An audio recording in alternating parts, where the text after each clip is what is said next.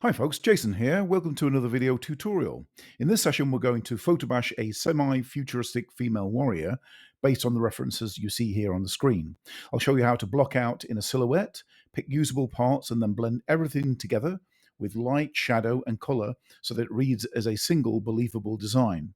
We'll cover non-destructive workflows, quick armor kit bashes with fabric and metal integration, edge cleanup, and paint over passes to push form and story, plus a few shortcuts I use to speed things up.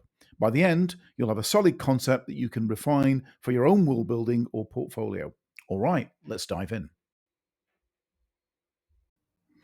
So you can see I've got a collection of different images here. Let's just have a quick look through them. If I just go and zoom in and we can have a look.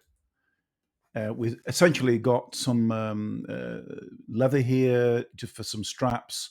Got these kind of satchels for to sort of put on the side. So she's kind of like, this character's supposed to be kind of like military, possibly intel, something like that.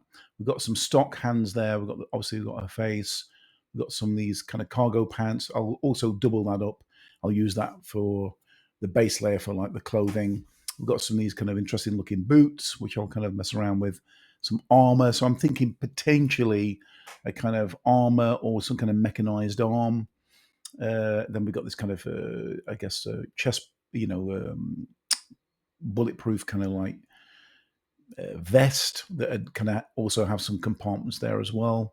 And we've got some knee pads. So I'm going to start off with the base layer with this. So that's going to be, we'll start off with her head.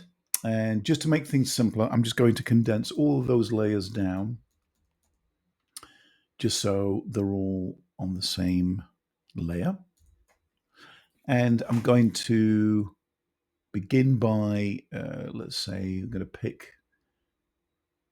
the head there, press Control-C, Control-V, and then Control-T, and I'm going to bring this in place. Now, it's always good to kind of start off with the background, whatever you're doing, whether it's doing a character or doing a person.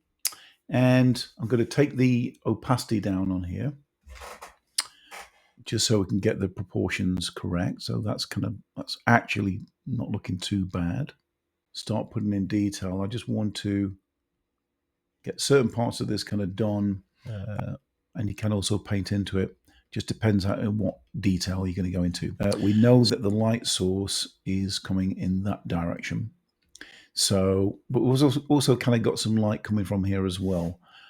So we just got to bear that in mind when we put the rest of the elements in there. Yeah. So I want to see if I can just sort of manipulate this bit of, the material here. And what I'll do is I'll probably use this part for the top. So I'm looking at potentially like warping this into place. And all I'm doing here is just kind of working out where I can kind of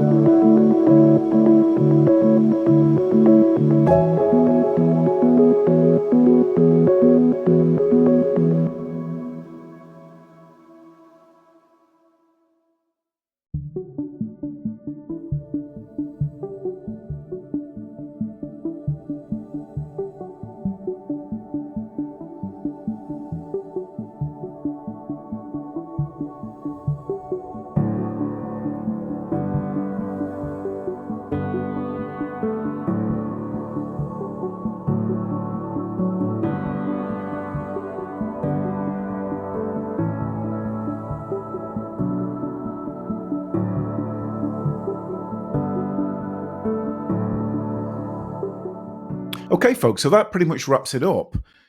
Took quite a while to do. I would say a good sort of 4 hours really of work, just going through it. It was laying all the kind of the base images down first that you can see there on the right. And then really it's just manipulating it and then painting into it. I mean, you could do it solely by just putting the images on there, but I like to kind of work into it. I like to paint with the images, and I feel like I've pretty much utilized all of the imagery that you can see on the screen here, including like the kind of robotic arm. I use that for the neck. You got the medieval armor, which I use for the arm there, and kind of created this kind of artificial robotic kind of limb. And it played around with some light and dark. I also played around with some of the filter gallery stuff. There are some interesting paint effects that you can put in. So, for example, if I just zoom out a little bit, I did put one of these. I put like a dry brush on at the beginning, just to kind of create this kind of painterly effect. But you got some other things as well. Some of it's like not so great. Other bits are quite interesting. You've also got things like obviously dry brush, but poster edges, which is quite cool. So you can kind of create this kind of cell shaded type effect. If I just kind of play around with some of the parameters here, you can see the effects that you can get. But I think I'm going to leave it like that for now. And of course, I don't like leaving like a blank background, so I've kind of put this abstract kind of blank background behind the character here, just so she kind of looks like she's in an environment.